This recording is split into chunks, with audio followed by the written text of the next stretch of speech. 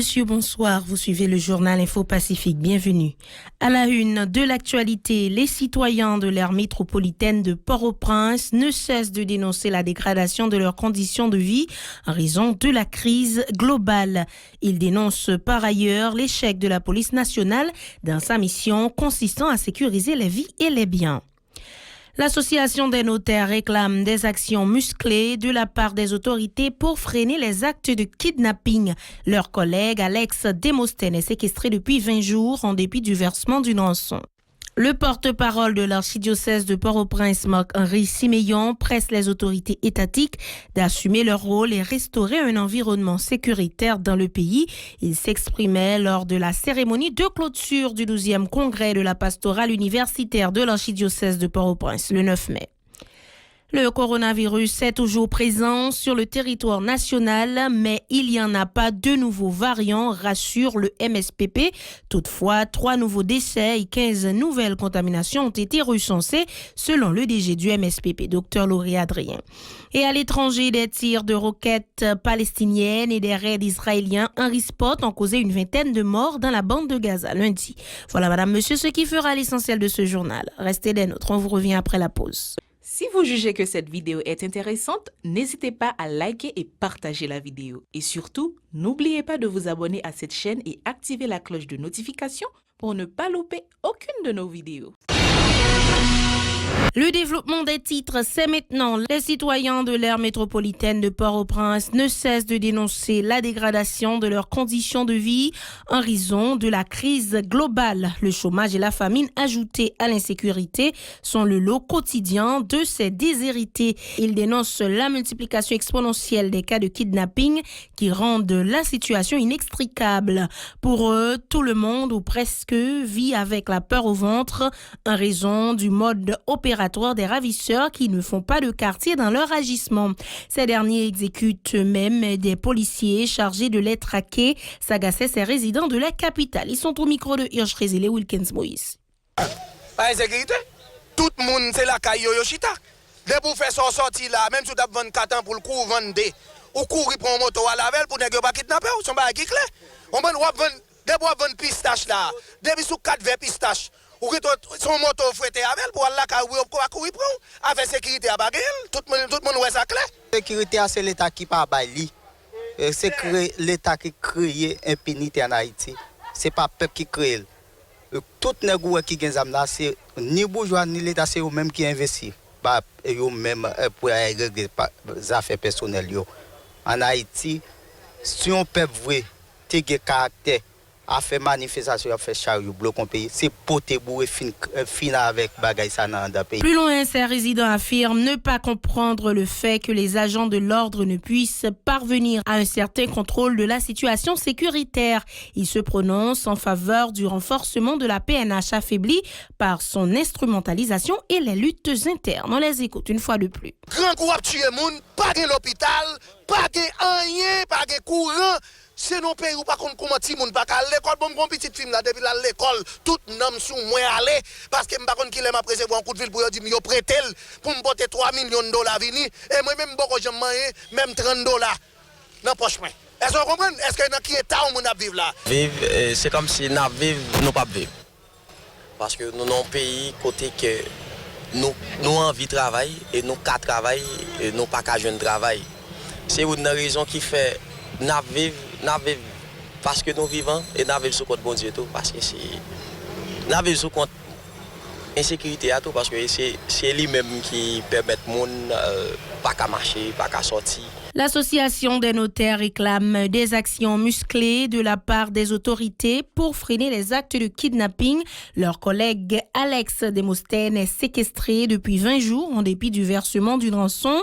Selon le vice-président de cette structure, Leslie Alphonse, les proches de l'otage ont le cœur meurtri par cette épreuve. Le notaire annonce que ses pairs vont se concerter pour adopter d'autres dispositions visant à contraindre les autorités à s'acquitter de leur mission relative à la protection des vies et des biens de tous les citoyens.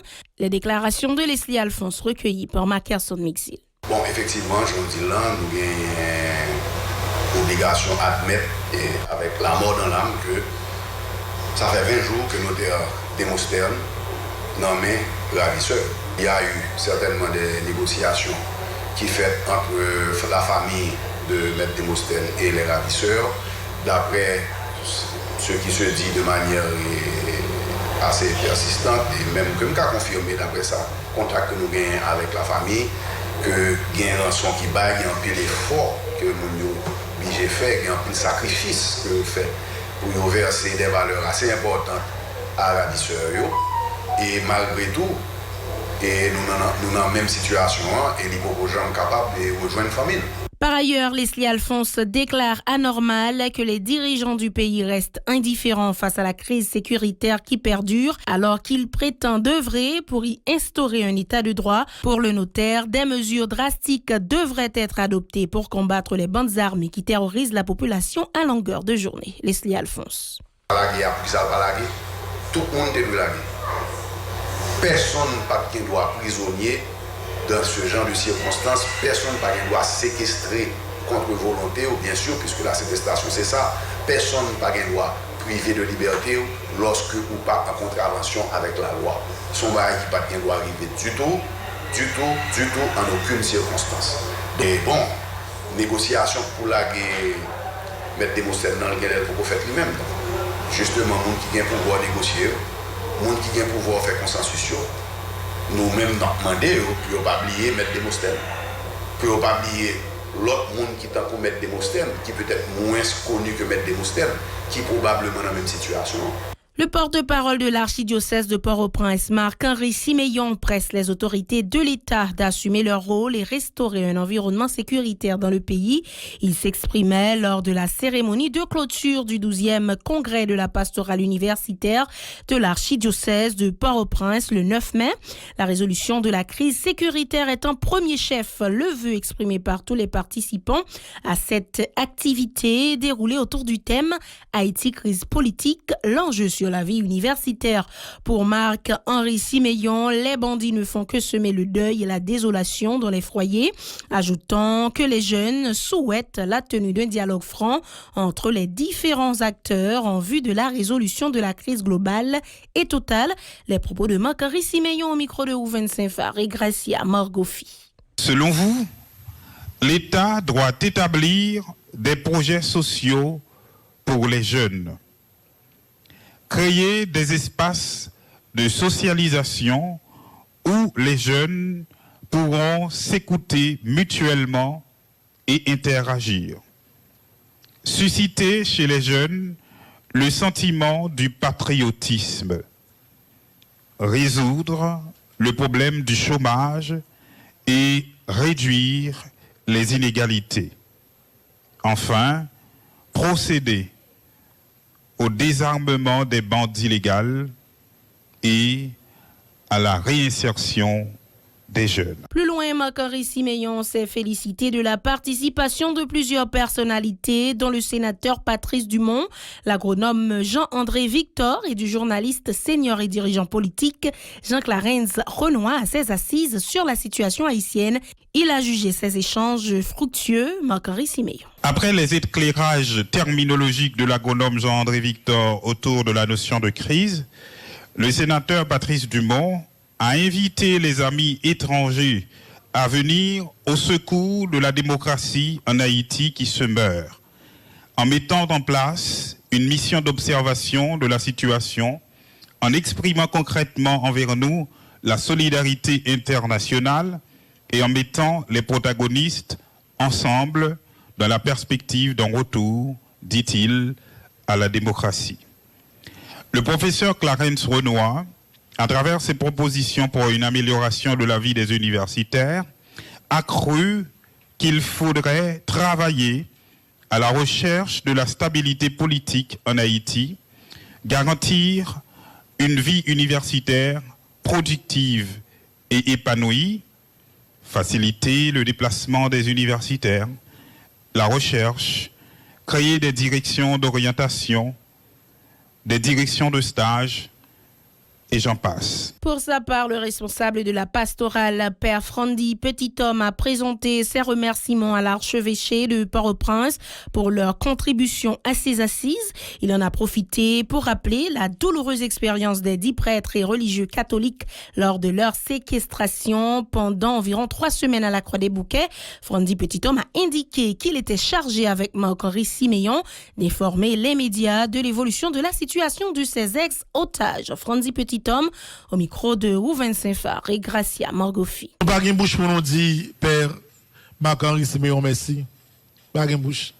Parce que nous commençons à travailler ensemble, vrai, de très près, lorsque kidnappé et père, missionnaire, ça fait environ 3 semaines. Et lorsque kidnapping, ça fait une fête, il y a une commission de communication qui était créée. Et dans la commission, ça, c'est lui-même, Père Siméon avec moi-même, Père Franzy Petithomme, Petite Marie, qui était chargé pour nous être capables de parler avec la presse. Nous sommes obligés de parler chaque jour pour nous être capables d'être cohérents. Le coronavirus est toujours présent sur le territoire national, mais il n'y en a pas de nouveaux variants, rassure le ministère de la Santé publique et de la Population. Toutefois, 3 nouveaux décès et 15 nouvelles contaminations ont été recensées, selon le directeur général de l'institution, Dr Lauré Adrien. Lauré Adrien prône toujours le respect des gestes barrières pour limiter la propagation du Covid-19 sur le territoire national. Il était joint au téléphone par Rouven Saint-Phar. Actuellement, pendant que nous parlons là, nous n'avons pas aucun variant qui est dans le monde qui en Haïti. Mais par contre, nous gagnons les variants anglais, variants qui sont identifiés dans le pays Angleterre, qui déjà, selon ça, tout ça dit, est déjà en République voisine. Or, on connaît, c'est né à bouche. Lorsqu'on bagaille qui est en République voisine, n'importe quel moment, il est capable de traverser pour ici. Maintenant, si quand voisin a boulé, il faut mettre quand à la trempe, ça veut dire les babes camarades ou il faut mettre babes à la trempe. Donc il faut que nous-mêmes nous prenions toutes précautions supplémentaires par rapport à ça, nous devons prendre déjà pour éviter que tu as gagné un variant qui rentre dans le pays. En outre, le DG du MSPP a indiqué que l'État haïtien n'est pas contre le principe de la vaccination contre le Covid-19, ajoutant que les autorités sanitaires n'ont rien contre un vaccin particulier. Cependant, dans le cadre d'une campagne de vaccination, il faudra que l'antidote soit adapté aux habitants du pays, a prévenu Dr Lauré Adrien. Pour ce dernier, le MSPP pourra toujours enclencher une campagne pour les gens désireux de se faire vacciner contre la maladie Covid-19. Alors, forme claire pour tout le monde, c'est que le principe de vaccination, l'État haïtien a déjà accepté. Maintenant, nous demandons un recul par rapport à type de vaccin que nous avons qualifié pour lire. Qui c'est le même vaccin ça qui a baillé en République voisine, qui a baillé dans pile l'autre pays, etc. Mais comme pays ça, il y a une situation épidémiologique différente de pays par nous, nous demandons est-ce que éventuellement on a changé pour nous. Mais c'est pas que le vaccin n'a pas de bon, bien nous pas de blé, etc. Non, c'est ton vaccin que vous baillez en 2 doses. Bon, bon exemple classique, il y a une raison que nous demander ça. Son vaccin que l'on finit pour une première dose, quelques temps après, il faut venir pour une deuxième dose. Donc nous connaissons les gens et caractéristiques population nous hier. Si je dis là, moi j'ai une opportunité pour bailler au monde qui mol Saint-Nicolas, une dose vaccin, par exemple, ou bien un monde qui Jean Adel, ou bien un monde qui on dose vaccin, eh bien, il est capable de paraître difficile pour 4 semaines, 5 semaines, 2 semaines après, 2 mois après, pour retourner, avoir rechercher même monde ça, ou bien pour me dire même monde ça pour le tourner pour l'autre dose vaccin. Et à l'étranger, des tirs de roquettes palestiniennes et des raids israéliens en riposte ont causé une vingtaine de morts dans la bande de Gaza lundi. Les Palestiniens annoncent une vingtaine de morts ce lundi soir. Au terme d'une journée de violence, l'armée israélienne affirme riposter à des tirs de roquettes depuis la bande de Gaza. C'est l'escalade de la violence et lundi soir, on dénombra une vingtaine de morts, dont 9 enfants côté palestinien. Le Hamas, au pouvoir dans l'enclave, avait auparavant rapporté la mort d'un de ses commandants dans l'une de ses frappes. Le mouvement islamiste avait mis en garde Israël plus tôt dans la journée, sommant l'État hébreu de retirer ses troupes de l'esplanade des mosquées à Jérusalem. De son côté, le premier ministre israélien a affirmé lundi soir que le Hamas avait franchi une ligne rouge en tirant des roquettes. Cette flambée de violence suscite de nombreuses réactions internationales. Le chef de la diplomatie européenne, Josep Borrell, s'est dit très préoccupé par la situation, notamment la perspective d'expulsion de familles palestiniennes du quartier de Jérusalem-Est. Le porte-parole de la diplomatie américaine, Ned Price, a dénoncé une escalade inacceptable. Voilà, madame, monsieur, c'est la fin de ce journal. Merci de l'avoir suivi et de nous être fidèles. Restez des nôtres pour la suite de la programmation.